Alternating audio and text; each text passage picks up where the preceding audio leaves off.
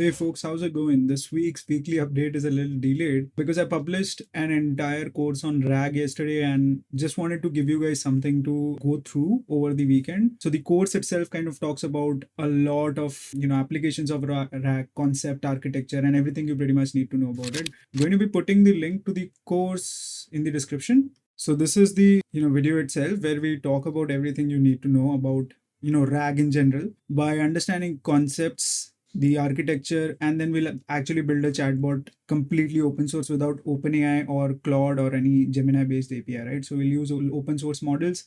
Everything runs locally, no data problems, and you can upload PDF and chat with the documents. So this is why I'm posting this update today. And I have a couple of very interesting things to cover. You can see I have all the links here. But before that, if you are new to the channel, consider subscribing to the channel because I am posting about AI almost twice or thrice, more than twice or thrice every week. And if you're someone who's interested in the space, join the community because we're not just restricted to YouTube. We're also talking across Discord and a bunch of different groups. And I'd love to have you as a part of the community itself. So definitely consider joining if you are new to the channel. And if you are already a subscriber, I'm glad that you're enjoying the content. Let me go to the first coverage. And this is huge because this hasn't happened before. It's almost been an year since GPT-4 came out. None of the models, including Gemini's own model, or Google's own model, Gemini 1.5, wasn't able to beat GPT-4. But Clor3 beats GPT-4. And trust me, I've been using Claude as opposed to GPT-4 to write code. Even the basic version of Claude is doing way better than the GPT-4 version. You can look at both the comparisons here, where you can see on the reasoning side, it's beating, obviously there is no direct score of GPT-4, but it's beating GPT-4. And then on the overall side as well, it's beating GPT-4 across the ELO, which kind of looks at the best practices and the robustness of the model across a bunch of different things like reasoning, math, day-to-day questions, and so on and so forth. So we have a winner now. And the day this was released in my newsletter, I mentioned that, hey, it's going to be GPT-4 because I tested it out and I loved it, right? And the community itself knows that it's doing way better than GPT-4. I would honestly say the score should be way above what's mentioned here because the actual comparison of the work I've been doing, Clor3 is doing absolutely mind-blowing work. So this was your first update. Second, Grok 1.5 was announced last week. This is again 1 week after their Grok 1.0 was made open source. So if you go to their blog and you look this up, you can see open source their own Grok 1 model, which was trained in just 3 months from October till January, right? And the model was made open source and they trained 1.5 in 6 months. And this has the potential to be one of the best open source model, obviously, when it becomes open source. Now, when we talk about the parameters here, obviously, it's not beating GPT-4 and Claude-3, but it's almost in some parameters twice as good as the Grok 1 model. And Elon Musk has committed to being open source. And when this becomes open source, this is going to be one of the best open source models out there. And you can see there is Clor3 Sonnet, which is also a very good model. And Grok 1.5 is beating the model already in almost all the parameters, except for this grade school math 8K. It has a 128K context window, which is huge, but this is not the top, right? So 128K is in line with what GPT-4 also has, but the biggest context window is with Gemini 1.5, which is 1 million token, and Clor3 has 200K tokens. But 128K token is very, very good for long form text processing and so on. So if you don't know what token is or context window is, basically it's the amount of data at any point of time the model can take and give. And 128K is a huge context window. Next, it's kind of an update on the open source side. The Imad, and I'm pretty sure you might have heard it at this point, Imad Mustake, who was the Stability AI's founder and CEO, left the company to pursue decentralized AI. Now, to give you a high-level understanding of what decentralized AI is, it's basically similar to crypto, where one entity does not have the ownership of AI systems or processes involved in place. You can see clearly mentioned the concentration of power in AI is bad for all of us. Now, post this, right, a bunch of people on Hacker News started saying that, hey, this is because the financials of the companies were bad, and that's probably why he moved on.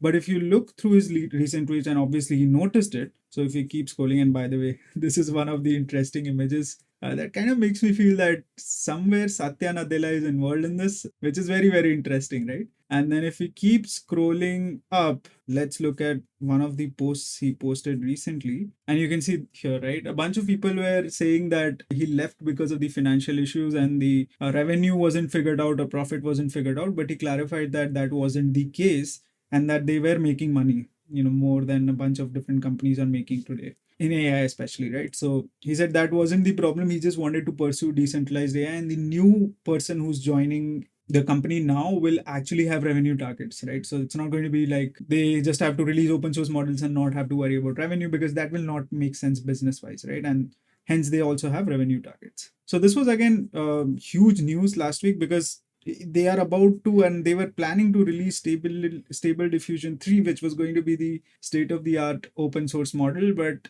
now it's kind of unclear what's going on, right? So that's probably one of the worry that a bunch of people have in their head, but I don't think that's going to be an issue, especially if he's hiring a person who has a similar mindset than he does. So hopefully things will soon fall in place and we'll still see the release for Stable Diffusion 3 and obviously subsequent releases for new models. Next was this Sora, where Sora is now accessible by a bunch of artists, and they've been posting or spamming on Instagram with respect to the videos they've been creating. And to give you a very, very high level summary of what exactly people are saying is that it's good for generating things that don't exist. And I've been saying this a couple of times. The reason why it's good at generating things that don't exist is because you have no way to judge if it's a good generation or a bad generation. So let me give you an example. If we scroll to this video, this giraffe and swan like combination, you've not seen this before, right? So for you, this is new. And you're going to judge it on the lines of, say, looking at it for the first time. And obviously you'll find it impressive, right? But if it were to generate a moving giraffe, then maybe that wouldn't be as impressive, because naturally how a giraffe would move. So again, the generations are mind-blowing. Let me show you some part of first video here. I'm going to be pausing the audio primarily because that's kind of causing the copyright issue. Let me see if I can pause the audio. All right, let me play this now. And you can see this is the story of a balloon head person, and the story is Airhead. So this entire story was generated using AI. They obviously added the music and the narration and so on, but the entire story was generated using AI. It's very, very interesting. So they have a bunch of different generations here. So you can, kind of go ahead and look those up here. But again, like I said, what they are saying. So now if you're looking at this, you would obviously find this impressive primarily because there are no people with this balloon head today, right? And again, the generation itself works iteratively, meaning you will generate first X frames and then you would generate the next X frames and then so on and so forth. So again, it's similar to Runway or any other image generation or video generation solution today, but it's, way more realistic compared to what these guys do. Plus the motions are done really, really well.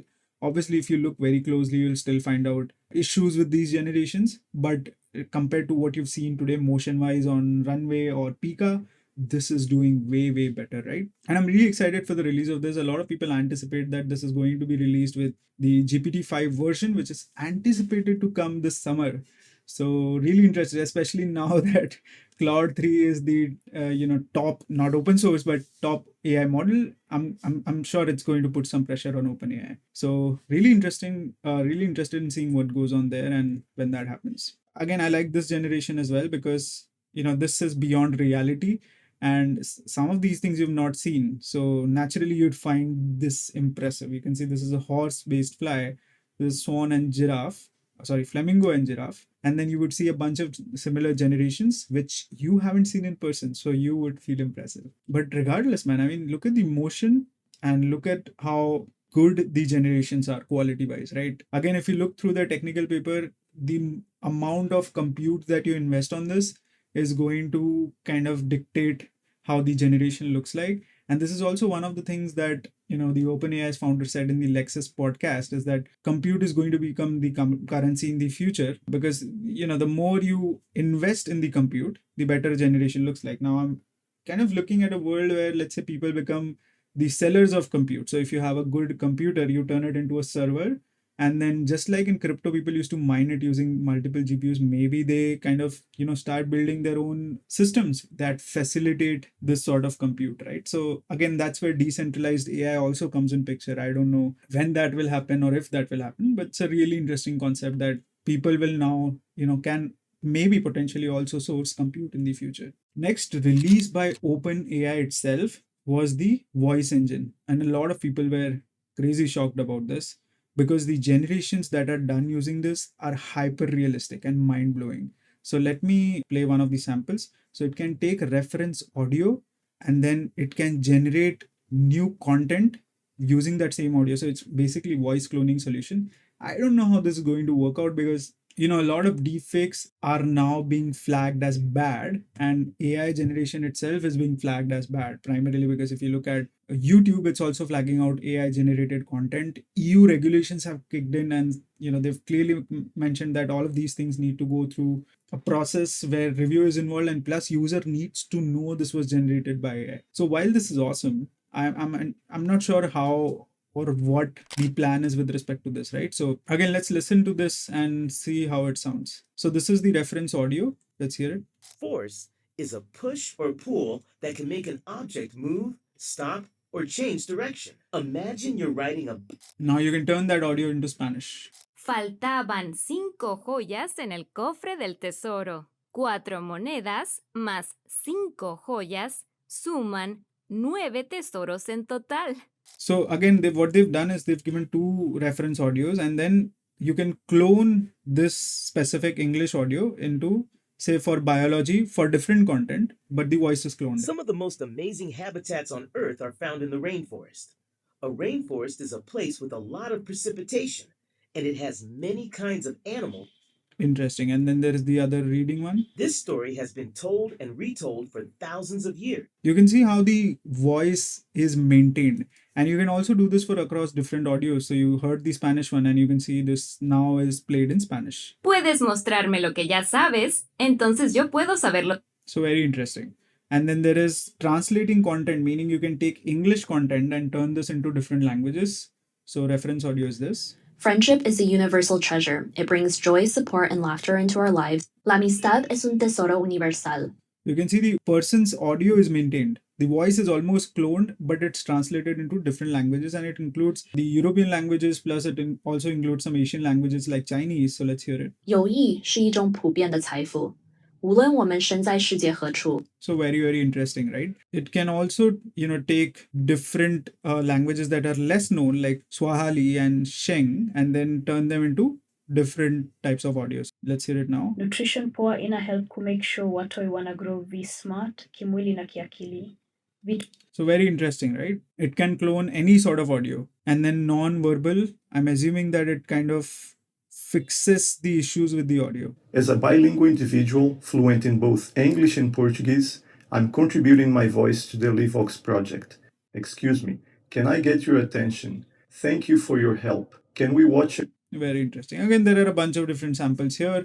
Note that this voice cloning is not new with OpenAI. They had released transcription-based features where they would turn your text into, an audio, right? Where the user is speaking.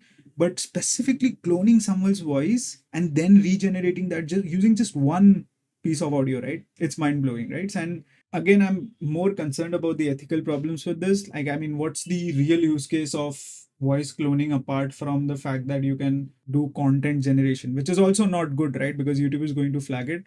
Otherwise, it can be used for fraudulent based activities. Let's say someone is, on a call and then they receive a call from someone they know, and this happens a lot. I'm understanding you already understand what I'm trying to say here, right? So people will use this for fraudulent things than actually good things, right? So again, I'm not sure what the real use cases are, but I'm excited to hear what you guys have to say.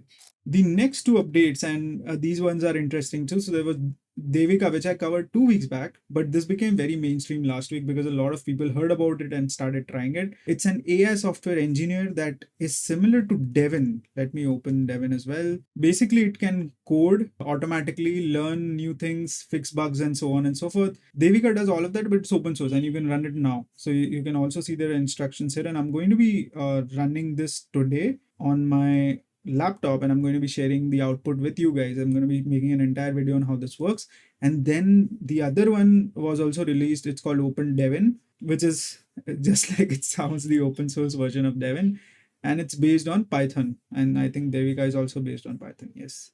So very interesting now that, a lot of models have started coming out that are more focused on automating coding tasks. But again, this is not new. AutoGPT used to do this, and a bunch of different UIs were doing this. And weirdly, this AutoGPT thing also became famous last April.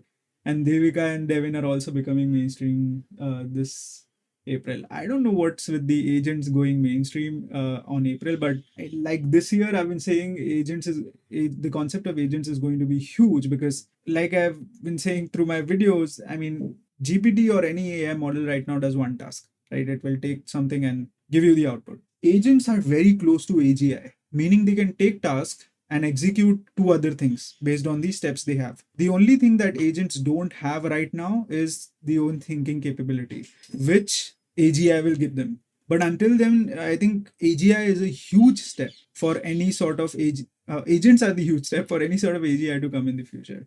And if you are following agents and you would want to learn more about agents, how they work, I have a complete course on it. Go ahead and look out the link in the description for the AI agents course, and go ahead and enroll. I'd be happy to kind of help you with any questions you have throughout the course and so on. So I teach what are AI agents, and we'll actually try building some of our own agents in Crew AI, Perplexity. We'll try some of the agents that were recently released and so on and so forth. So go ahead and try it out yourself. And final update of this week is the investment of Microsoft and OpenAI to build or to invest 100 billion for Stargate OpenAI supercomputer. Now, there are not too many details that were released about this, but I am assuming this is going to be a huge thing after especially the discussions or the NVIDIA event that happened last week, where a lot of computing based things were released. So for example, they released Blackwell architecture, Blackwell chips, and so on. So again, companies have to make a move to build their own, because NVIDIA is kind of building monopoly on those lines. Now, if I mean, there was somewhere on Imad's own post. Yeah, there you go. So here he mentioned that, like, if you look at this post, he said not going to build a bigger supercomputer than these chaps, but you don't need to build aligned AGI if you decentralize. Swarm collective intelligence will beat centralized collective intelligence. So, like I said, they are building supercomputing capabilities to support things like AGI. And this is what Imad, in his own words, says that he wants to build decentralized AI so that the centralization of things like this can be avoided, right? So now if they build a Stargate-based supercomputer, which is super strong, the reliability for us to run things that are way more advanced and require computing will be completely on Microsoft and OpenAI, which is something that you wouldn't want, because you're centralizing power. And it's one of the bad practices in AI to centralize the power to one person, because in scenarios where someone decides to pull the plug, things can go super wrong very, very soon, right? So that's exactly why he's saying that he wants to build decentralized AI. And that's exactly why I said potentially there will be a system where we'll all contribute compute in some capacity or the other, but I don't know when that's going to happen. And I think that's all I want to cover this week. It's a long video, but I hope this wasn't boring for you and you kind of got a gist of everything that happened this week. If you have any questions, let me know. But otherwise, thank you so much and have a great rest of the day.